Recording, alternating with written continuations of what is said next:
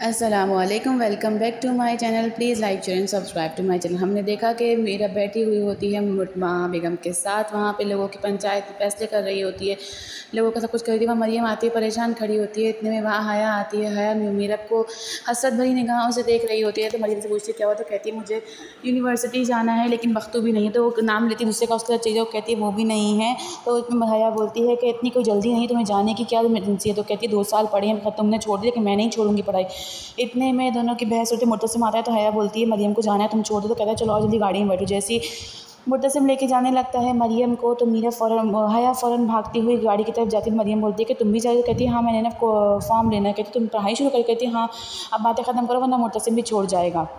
यहाँ पे दिखाया है कि वीना सफाई करने आती है तो उसे वो सब चीज़ें मिलती हैं जो कि हया ने रात को जलाई थी मीरब पे जादू करने के लिए। वो सब उसको मिलता है, वो सब कुछ जमा करती है और परेशान हो रही होती है कि ये हया बेगम क्या कर रही हैं। यहाँ पे लिखा है कि हया बोलती है मुर्तसिम को कि वो भी क्या वक्त जब हम लोग साथ जाते थे, याद है एक दफ़ा हम लोग इतना घूमे थे, सुबह हो गई थी, वहाँ बेगम तो कितनी डांट पड़ी थी। तो इस पर मरियम बोलती है कि हाँ वो वक्त तो बहुत अच्छा था। मुर्तसिम बोलता है कि वो वक्त वाकई में अच्छा था, इतना वक्त नहीं मिलता। तो मीरब बोलती उस पर हया बोलती है कि वक्त तो मिलता है, बस तुम मीरब के होके रहेगा तो मीरब के अलावा कुछ दिखते नहीं। तो कहता है मीरब है ही इतनी अच्छी कि हर इंसान उसी का हो जाता है, किसी और सोचता ही नहीं।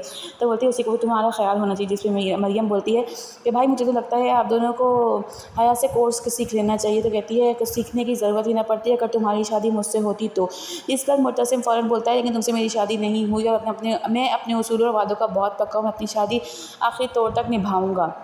जिस पर बड़े देख रही होती है हया मुर्तसिम को। कॉलेज आता है, मरियम बोलती चलो। तो कहती मेरे सर में दर्द हो रहा है, तुम चली जाओ और मेरे लिए तुम फॉर्मूला भर दूँगी, तुम जल्दी जाओ, मेरे सर में दर्द हो रहा है। तो मुर्तसिम बोलता है कि चलो ठीक है, मैं तुम्हें घर छोड़ दूँगा, तुम आराम कर लेना।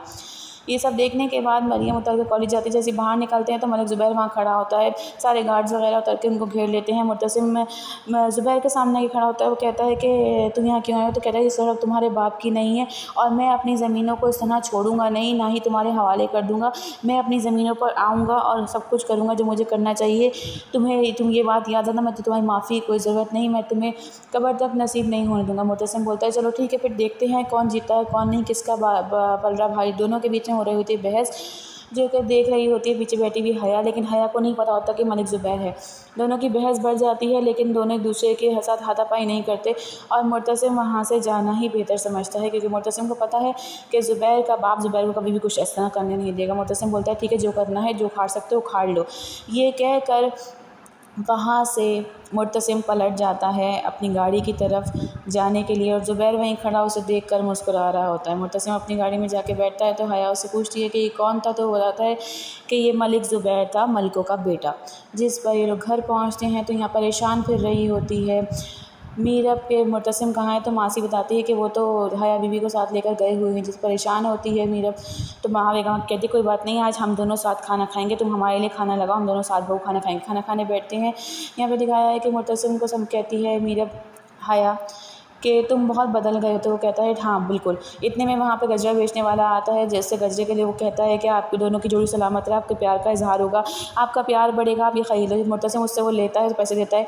जैसे ही हया उसकी तरफ हाथ बढ़ाती कि हया को देखा, लेकिन वो दोनों गजरे अपनी गाड़ी में मीरब के रख गए। इस पर हया बहुत गंदा सा मुँह बनाती है और अपना हाथ समेट कर वहीं बैठ जाती है और मुर्तसिम वो गजरे रख के सामने सीधा देखने लगता है, क्योंकि वो उसने गजरे लिए हैं मीरब के लिए। दस्ता यहाँ पे खाना लगता है, दोनों साथ खाना खा बैठती हैं। तो माँ बेगम कहती हैं कि मुझे अच्छा लगा कि तुम्हें मुर्तसिम की फ़िक्र हो रही है, मुझे अच्छा लगा कि तुमने अपना दायरा सख्त किया है। बीवी का दायरा सख्त होना चाहिए, बीवी को फ़िक्र होनी चाहिए शौहर की। तो जिस पर मीरब बोलती है कि आपको जब पता था कि हया उससे इतना प्यार करती है तो आपने शादी क्यों नहीं की। तो माँ बेगम कहती हैं कि मुझे वो बहू के लिहाज से अच्छी नहीं लगी। तो जिस पर मीरब बोलती है कि आपकी पसंद के चक्कर में मेरी तो शनाख्त हो गई। तो कहती है कि तुम अपना दायरा सख्त रखो, बीवियों का इस तरह शौहर भी शक करना अच्छी बात है, और जब कोई तुम दोनों के बीच आएगा तो मैं हमेशा तुम्हारे साथ खड़ी होंगी, चाहे उसमें हया ही क्यों तुम दोनों के बीच ना आए, मैं सिर्फ़ और सिर्फ तुम्हारा साथ दूंगी, मैं तुम्हारे साथ खड़ी होंगी। मुझे अच्छा लग रहा है तुम जिस तरह अपना हक जताओ, अपना हक जताओ, अपना आप मुर्तसिम को दे दो, फिर देखना कि मुर्तसिम तुम्हारे लिए किस हद तक जाएगा, तुम्हारे लिए वो सब कुछ करेगा जो एक शौहर अपनी बीवी के लिए करता है। ये सब बातें बड़े गौर से सुन रही होती है माँ बेगम के। माँ बेगम कहती हैं हया की तरफ से तुम बेफिक्र रहो, हया का सब कुछ मेरे हाथ में है। यहाँ मुर्तसिम गाड़ी से उतर कर आता है, बख्तू से बात कर रहा होता है। गाड़ी में बैठी हया पहले तो गजरों को हंसा भरी निगाहों से देखती रहती है, चुपके से वो गजरे उठाती है और अपने पल्लू में छुपा कर गाड़ी से निकल के चुपचाप भाग जाती है। फिर मुर्तसिम देखता है कि हया गाड़ी से निकल के जा चुकी है। गजरे पहन कर अंदर आती है और मीरा को कहती है कैसे लग रहे, तो कहती है जैसे गजरे लगते हैं वैसे लग रहे। कहती है कि मुर्तसिम ने लेकर मुझे दिए हैं और तुम्हें पता है बेचने वाला तो मुझे बीवी समझ रहा था, तुम अगर दिखती हो तो तुम्हें वजह। तो मीरा कहती है कि तुम अपनी हार जीत अपने पास ही रखो, मैं वो नहीं जो लोगों के पास जीतने के लिए जाती हूँ, मैं वो हूँ जिसको जीतने के लिए लोग उसके पास आते हैं, जिसको पाने की ख्वाहिश लोग रखते हैं। ये सब कुछ बातें सुन रही होती है हया मीरा की, और बड़ा अजीब सी मुँह बना रही होती है क्योंकि वो जानती है कि मुर्तसिम बहुत प्यार करता है मीरा से। कहती है कि मैं किसी को हासिल नहीं करना चाहती, लोग मुझे हासिल करना चाहते हैं। मीरा बहुत फ़ख्र महसूस कर रही होती है, अपने को खुश हो रही होती है, लेकिन हया अपने गजरों को देख देख कर खुश हो रही होती है। अपने मुर्तसिम वहाँ तक कहता है ये गजर तो मैंने, तो हया बोलती है थैंक यू, तुमने मुझे संभाल के लेके गई, तुमने मुझे पहले गुलाब दिए थे, मैं ये भी संभाल कर रखूँगी। मुर्तसिम देखता है हया की मीरा की तरफ और एकदम से उसको समझाने की नज़रों में कुछ करता है, लेकिन हया की बात सुनकर मीरा वहाँ से गुस्से में चली जाती है।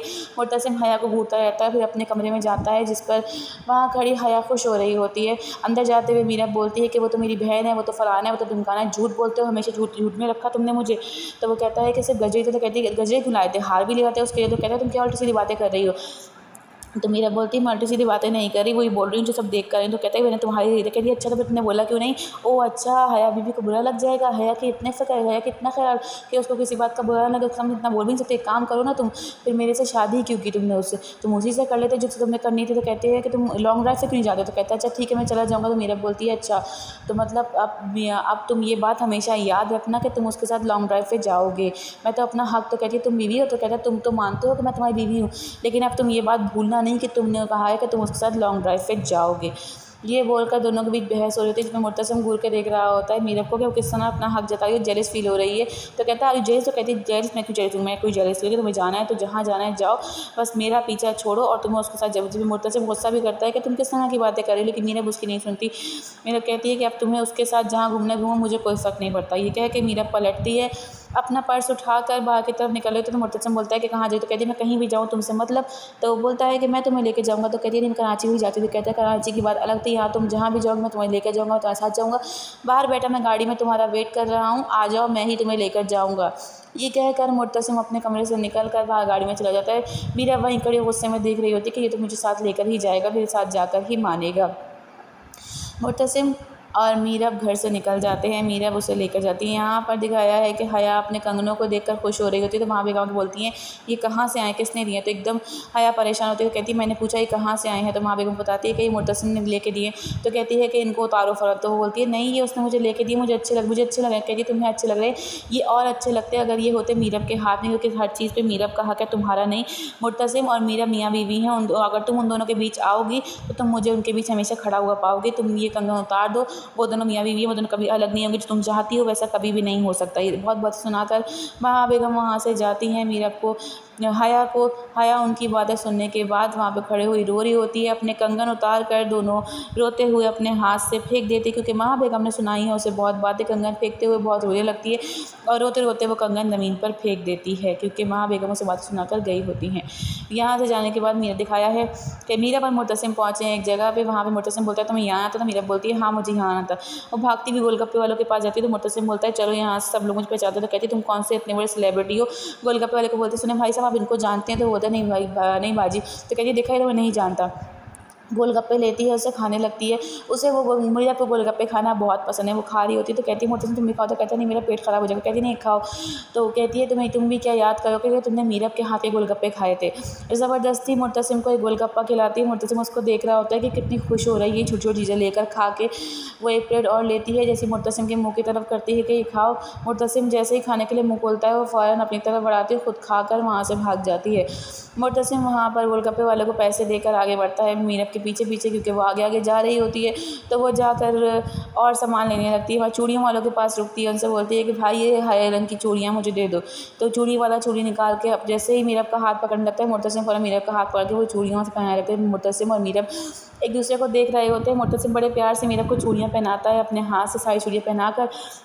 मुर्तसिम वहीं पे खड़ा होता है। मीरा वहाँ से शर्माती हुई भाग जाती है। मुर्तसिम चूड़ी वाले को पैसे देकर जैसे ही मीरब के पीछे जाता है तो मीरा पर्दे हटाती हुई भाग रही होती है, क्योंकि मीरब को शर्म आ जाती है कि मुर्तसिम ने मुझे यहाँ खड़े होकर चूड़ियाँ पहनाई हैं।